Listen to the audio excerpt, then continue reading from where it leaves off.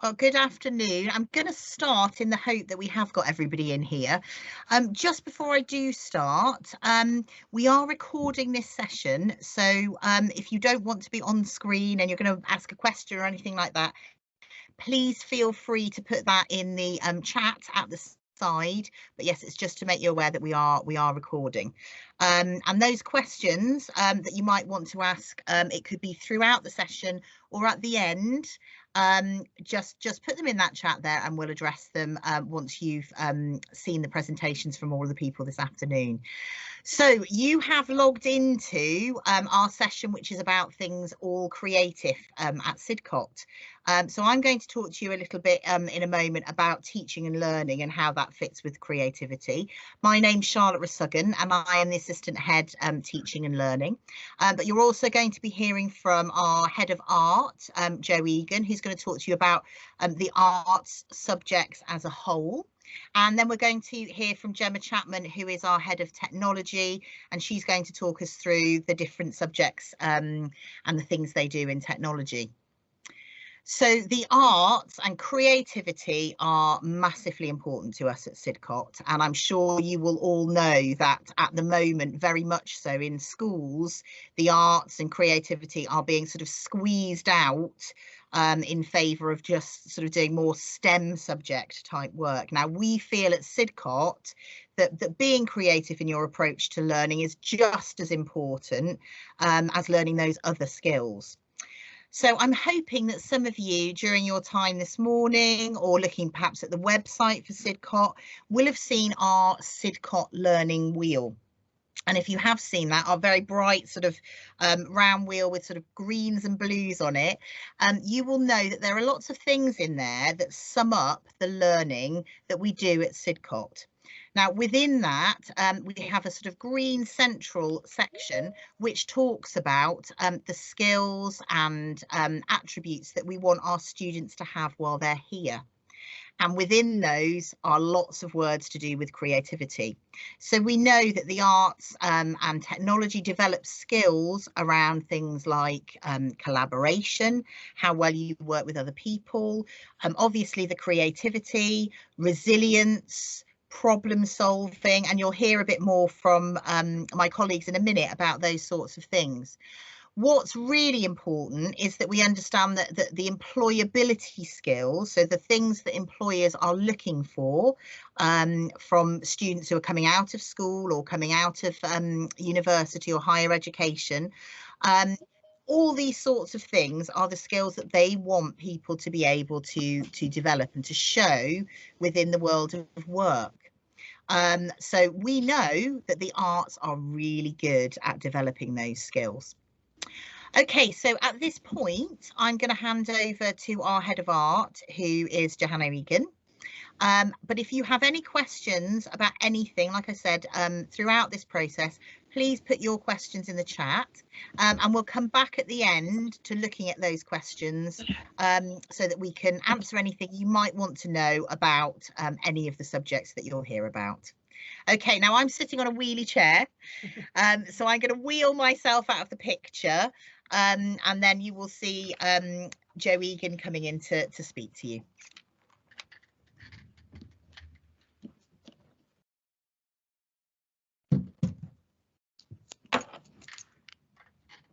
Hello, hello everybody. I'm Jo Egan.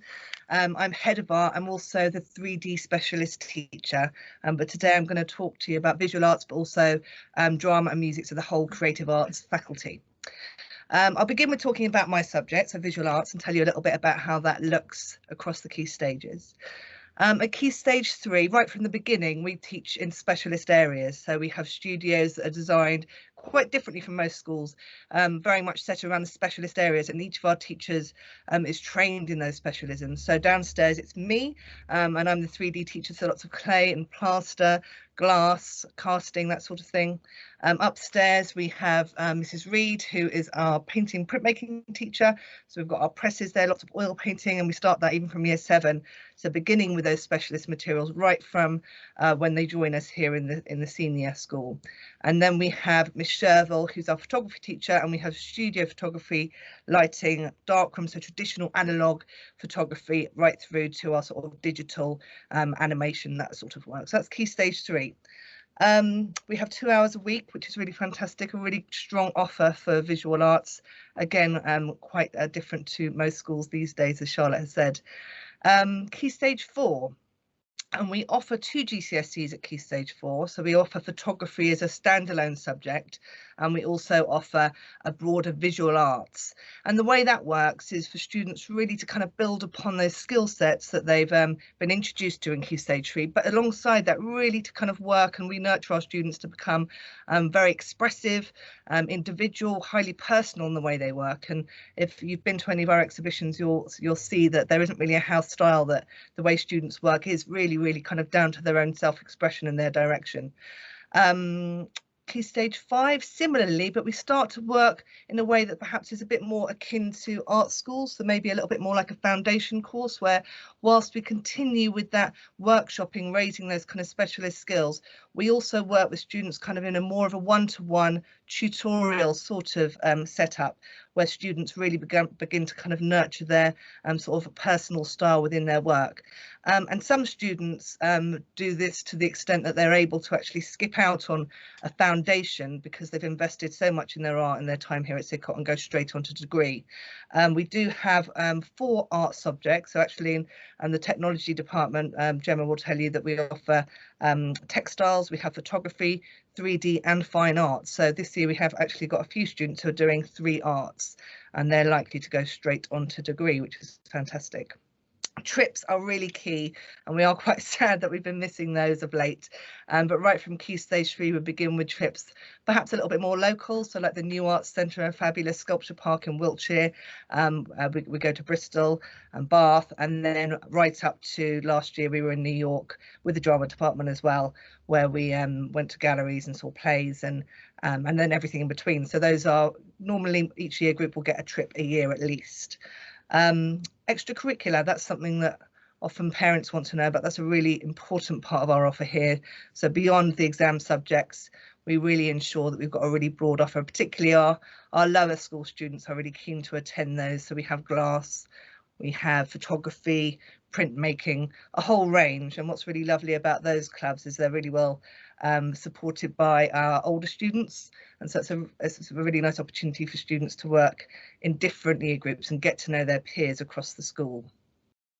So I think I'll talk a little bit now about drama and music. Again, really valued subjects in the school that have lessons weekly for both drama and music. Key Stage 3, that's how it works, and then through to GCSE. Both subjects offer GCSE courses, and at A level we have IB as well as an offer in drama, and in music there's a choice of music or music technology. There's 2 choices there at A level, but alongside the courses themselves, the extracurricular obviously for music and drama is a massive part of what we offer here at school. So the productions, and I think Charlotte will talk to you a little bit about those later. So the productions, we have a really full calendar over the year. A couple of things that stand out for me are the Royal Albert Hall, and there's a visit that Mr. Woolley takes there every year where the students perform Messiah, which is fabulous. We've got a really fantastic thing going at Edinburgh Fringe, which is Charlotte's baby, and I know that she'd be happy to take questions on that. So lots of students who are doing the exam courses would be expected to contribute to these, but it's really open to the whole school. So lots of students, regardless of whether they take these courses at exam level, really do take part in these events and performances, which really makes a difference to the school life. I think I've covered obviously mostly about art there, some information about drama and music, but I'm going to pass over to Gemma now, but please do add your questions to the chat and we'll come back to those shortly. Thank you.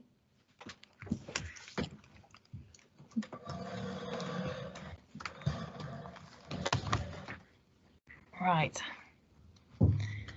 Hello, it's lovely to be here and speaking to you. Hopefully you can all hear me okay. So my name's Gemma Chapman. I'm the head of the technology faculty. And we have some absolutely amazing facilities here at Sidcot.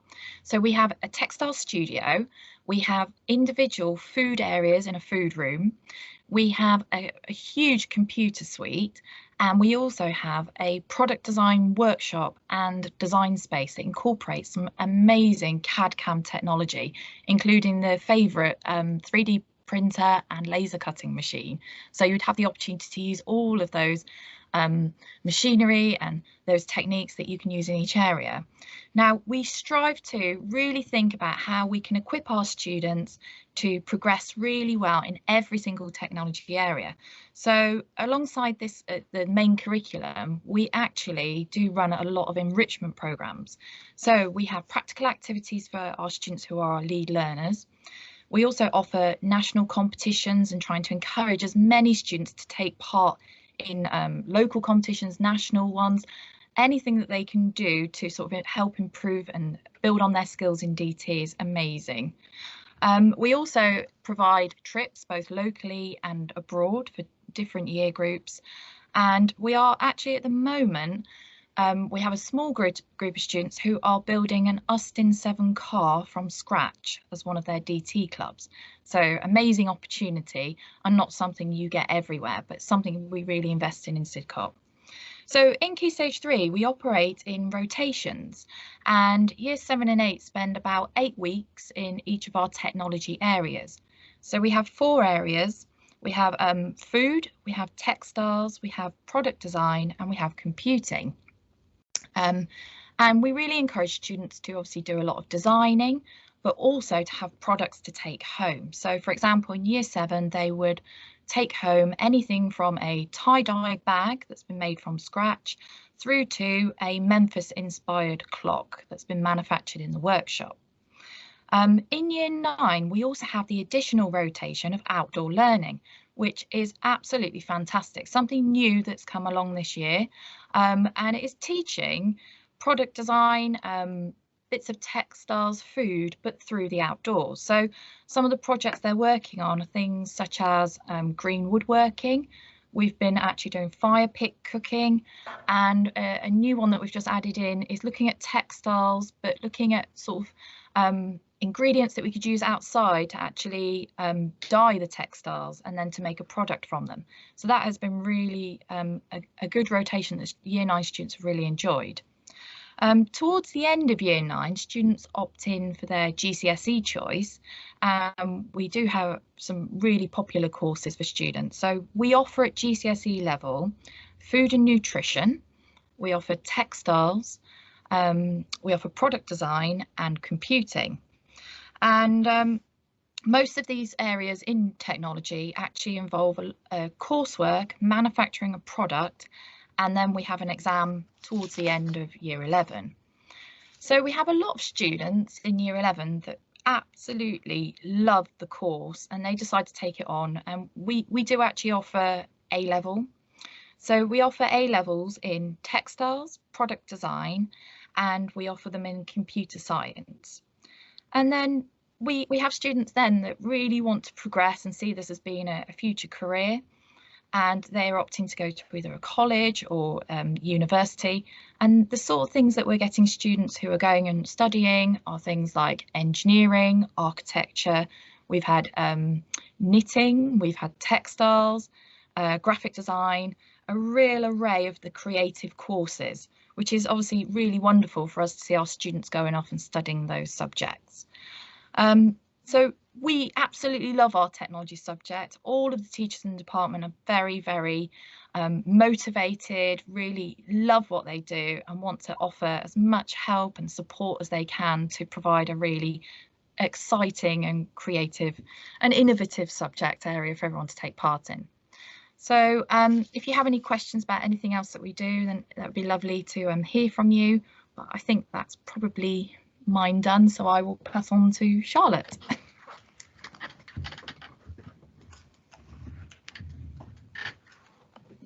Hello. So I'm not seeing any questions in the chat at the moment. If there is anything that you would like to know, perhaps you'd like to sort of pop that in there now. What we thought we'd do is just go through some of the sorts of questions that we tend to get asked in our subject areas, just because it might cover some of the things that you're wondering about. So I'm going to give you a little bit more detail about the drama side of things as an arts teacher myself. And Joe talked to us a minute ago about some of the trips and performances and things that happen in the drama department over the last couple of years. Just to give you some examples, we've done things as diverse as Shakespeare. So we've done a couple of Shakespeare plays that were performed by children from the ages of year 7 right the way through to 6th form. We've done musicals, so we've done things like The Addams Family, that was really good fun. And we've also done what we call outreach work. Now, this was, of course, pre-COVID, when we were still able to go out. But we have our own theatre company. So we have the work that students do as part of the regular drama lessons. But we also, we're very keen to push our gifted and talented students in all subject areas at Sidcot. And how that looks for us in drama is that we ask students to do a lot of student-led work. So that might be them working on something they've written themselves, or it might be them directing a play. And then what we look to do is connect with other schools. So we have gone out to the local primary schools. We work very closely with a local MAT, so we took our performances out to them. And Joe talked about a joint art and drama trip that we did to New York, which was absolutely fantastic. And that was the art students obviously being able to go to galleries and things, and the drama students performing the work that they'd put together to another school. So there is high aspiration in all of our subject areas, and certainly a lot of opportunity for people to get involved. And again, just to mention the well, actually, I'll talk about this summer.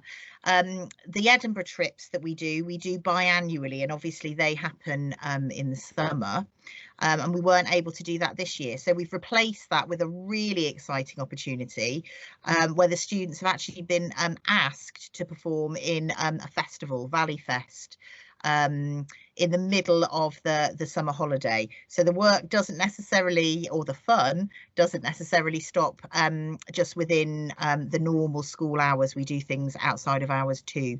So we're taking 2 performances to Valley Fest this year, and our Edinburgh trip will be starting up again as of September. And we have a range of children, like I said, involved in terms of ages, so it's right the way through. And that is something that we're asked quite often, you know, is this something that is only for older students to do? And absolutely not. The trip that we took to New York was our 8s and 9s and 10s. So some really good opportunities, whatever age people are, to get involved. Okay, so lovely. Thank you, Catherine. I can see we've got hello with performance related classes like music and drama. How are pupils who are less inclined towards these areas encouraged or involved in activities? What we tend to find is that we very much have an approach that isn't just based around performing. So to us, it isn't about whether a child wants to get up and act in a play. That's part of it, but a big part of it is about the development, the skills that go into that sort of thing. So in a typical drama or music lesson, you wouldn't necessarily, you could if you wanted to perform, but it would be very much about how you're working with the other students, your sort of interpretation of the material that you might be using, or the development of a particular musical instrument, or learning notation. So that tends to mean that people who are worried about having to perform suddenly realise that there's not that pressure on them to do so. And actually what tends to happen, which is really good, is that because they grow in confidence and they do that without having to do anything that feels too far out of their comfort zone, they actually tend to get to the point where most students are happy, usually about halfway through the year, to push themselves to perform. So you know, they will always be supported in whatever capacity fits for them within that particular lesson. But oh, apologies for that, that's our bell going off in the background there. Yes, so I hope that helps answer that question, but if there's anything more you want to add to that, feel free to put that in there. Thank you, Catherine, that's great. So one of the other things that we quite often get asked are about careers and the sorts of things that students who study technology subjects or art subjects might go on to do. So I'm going to I'll probably have some disembodied voices shouting out a little bit from the back here as well from Gemma and Joe, but certainly from the kind of music and drama point of view, we have very successful rate at helping students get into music schools, drama schools, conservatoires. Students who want to specifically study art subjects will get in and do get in. And we have some lovely stories. We have a member of our drama department at the moment, very skilled teacher who actually studied at Sidcot, went off to Central School of Speech and Drama and came out with a first. So it shows you that, you know, with the sorts of support that we have here, people really do go off and do these sorts of exciting things. I think what I would add to that is, again, for us, it's about skill development. So it doesn't mean that you are wanting to go off and be an actor or a musician. It might just mean that you appreciate the arts and you enjoy doing them. And in which case we encourage students just to really develop, like we said, the skills of collaboration, being creative, thinking out of the box, all the sorts of things that we know employers are looking for. And we often find that they are really complementary to any of the sorts of professions that students may go off to do. So quite often our A-level or IB students might well be going off to do accountancy or physics, or, you know, all sorts of different things, but the things that they have learned as part of being in those arts classes has really complemented their skill set. So I'm thinking, Joe, do you want to sort of talk about art and careers for a moment, and then we'll come to Gemma, just sort of talking through the sorts of things that people may well go off to do. I'll just whiz myself out of the picture.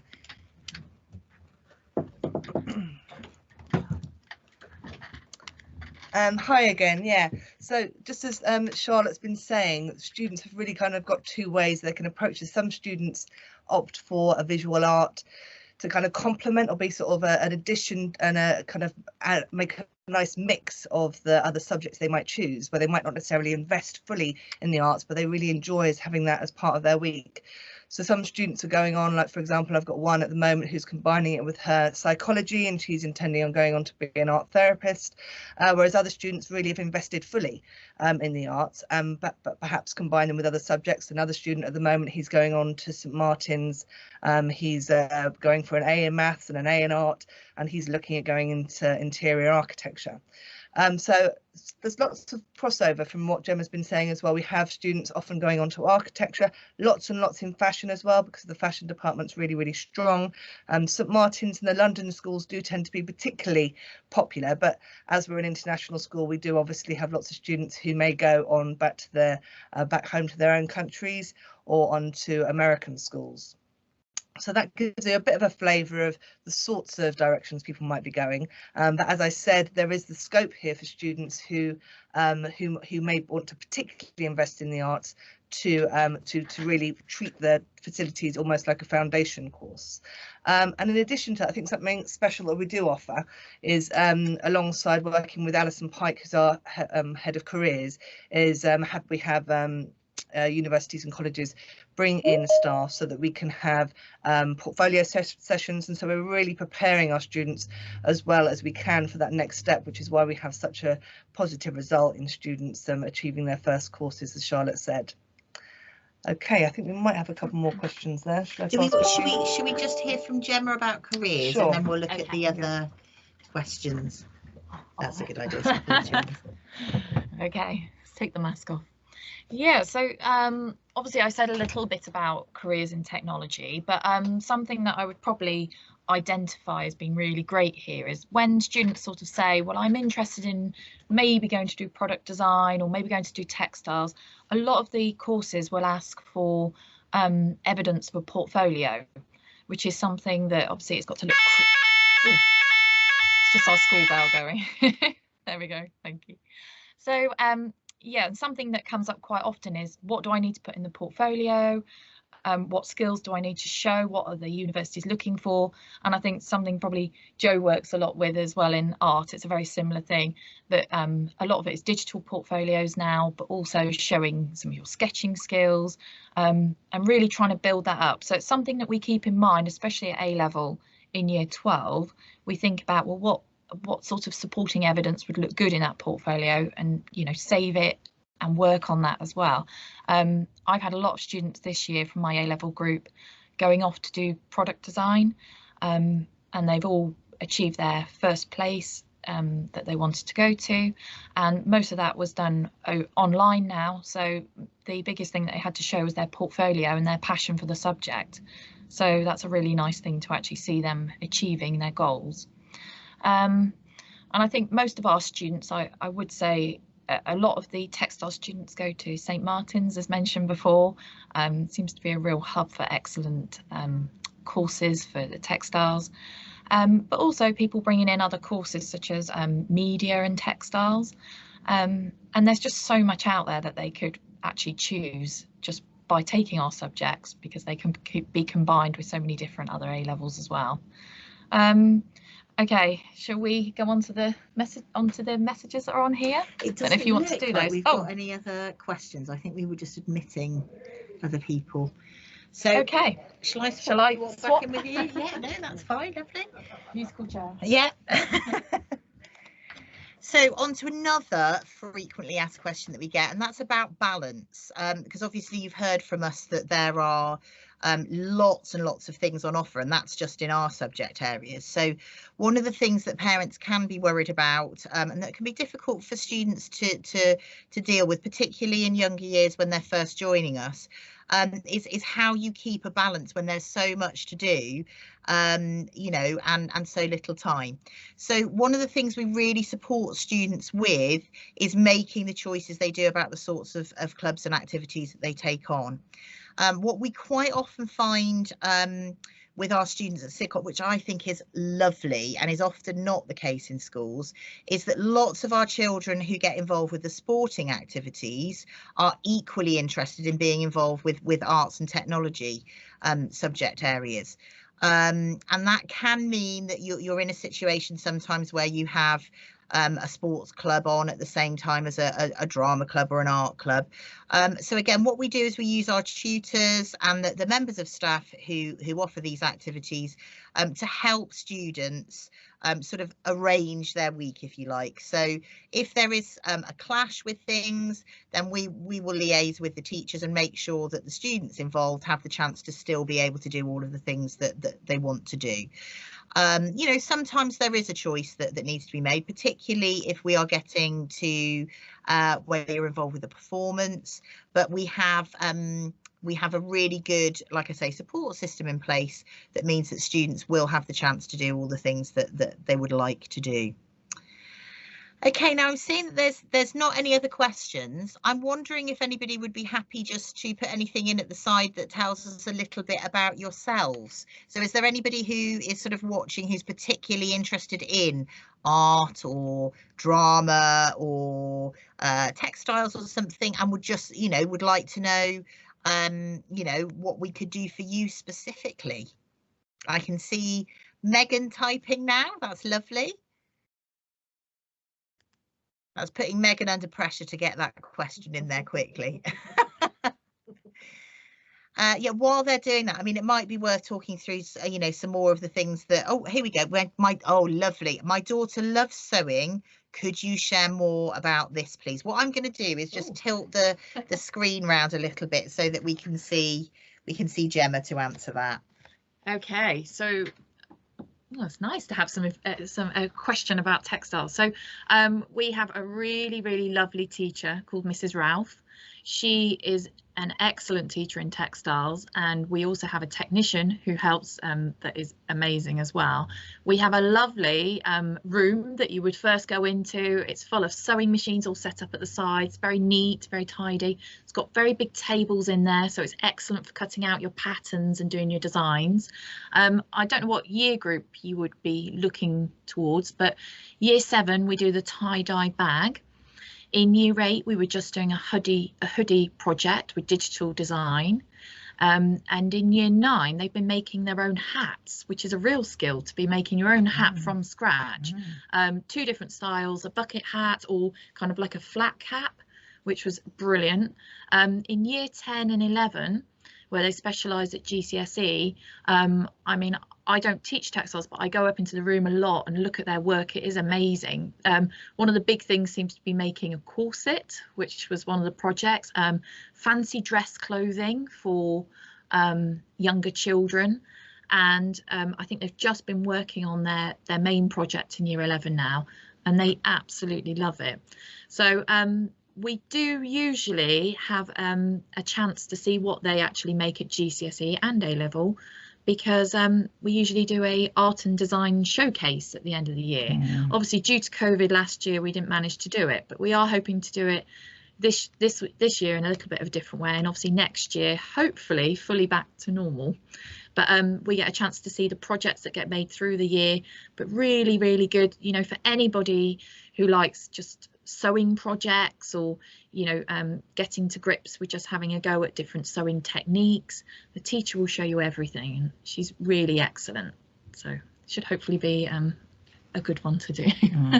Right, I can see we have another question. It looks like it's a yeah, it looks like a drama question. So that's you. Lovely. And I think the other thing I would probably add here as well is that my daughter comes to the school and didn't necessarily love textiles or sewing, because she took after me. I'm not very good at it, and has really enjoyed all the things she's been able to make in textiles since joining. She's in year 8 now, so I'd highly recommend that if you do like sewing. It is an excellent department. Okay, so the next comment we've got here is my son Zane is joining in September as a drama scholar. Hello, Zane.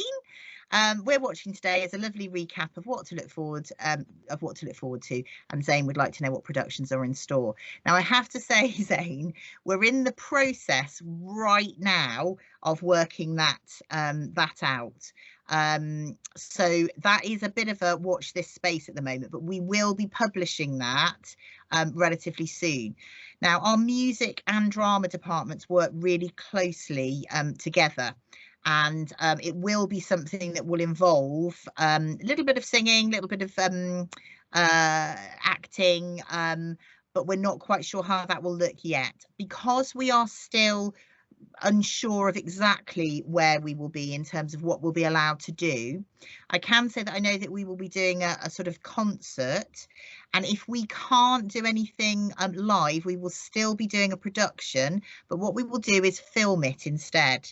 So there will be a very high quality sort of filmed version of whatever we choose to do that will be put together, so people will either be able to come as a live audience if we're allowed to do that, or they'll be able to watch the performance, sort of log in online and see what we're doing. But maybe what would be a good idea is to give you a taster of the sorts of things that we tend to do. So our current year 7s, 8s and 9s this year, where they've been able to do things, and in prior years have done some short plays with us with only year 7, 8 and 9 in them, so that you are given the opportunity to have some of those bigger parts. One of the things we feel, quite strongly about is that we don't want to do musicals where we end up with 4 or 5 people who are sort of the stars and nobody else really gets much of a look in. So we do those sorts of performances, but we make sure that the lower school have real access to a quality way of developing your skills. And this is why actually we end up with so many students who do go on to do drama and who become very skilled in music and drama, and that's because we invest so much lower down the school as well as up at the top of the school. If you're somebody who prefers doing less singing and more the acting, and we have lots of students who are like that as well. They would rather be in a play rather than a musical. I mentioned before that we do student-led work, so there's opportunities to do things like, you know, come to us and say, we'd like to do this play, and sort of get yourselves involved in that sort of thing. Or we have older students who will work with younger students. So we've done things in the past like quite ambitious work, and that's what we always like to do here. Because of our ethos, we try to pick performances that speak to the things that are important to us. So a few years ago we did Lord of the Flies, which, you know, is a text that is normally sort of read. The novel is usually read at sort of GCSE level, but we had our 7s, 8s, 9s involved in a performance of that was absolutely brilliant.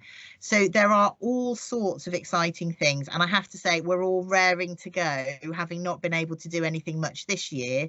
You know, we're really looking forward to being able to get some exciting stuff going. I think the other thing I'd add is we have a really fun improv club.